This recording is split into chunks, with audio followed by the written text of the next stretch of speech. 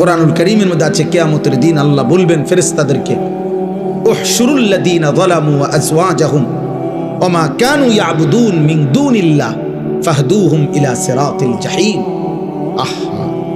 কিয়ামতের দিন আল্লাহ বলবে, ফেরেশতারা হাসরের এই ময়দান থেকে প্রত্যেকটা পাপীকে আরো দুইজন সঙ্গী সহ একসাথ করো, তিনজনকে একসাথ করো। এক পাপী, দুই ওয়া আযওয়াজাহুম, ওই পাপ কাজটি তার সঙ্গী যে ছিল, যার সঙ্গী হয়ে যার সঙ্গ নিয়ে সে এই গুনার কাজটা করত, ওরও একসাথ করো।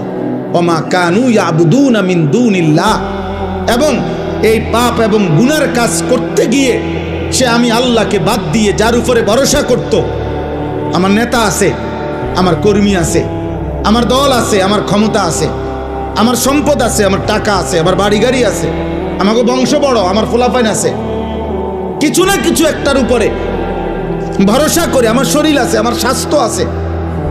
আল্লাহর কসম, প্রত্যেক পাপী, আমি কিংবা তুমি, পাপ করার মুহূর্তে তার একটা না একটা আস্থা আছে কারো উপরে, আল্লাহকে বাদ দিয়া, নাহলে হে নাফরমানি করছে কেমন।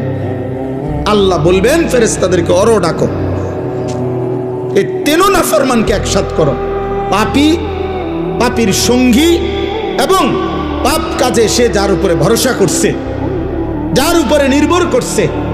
আল্লাহ বলবেন ফেরেশতারা তিনটা নাফরমানকে একত্র করে ফাহদুহুম ইলা সিরাতিল জাহিম, জাহান্নামের রাস্তা দেখায় দাও।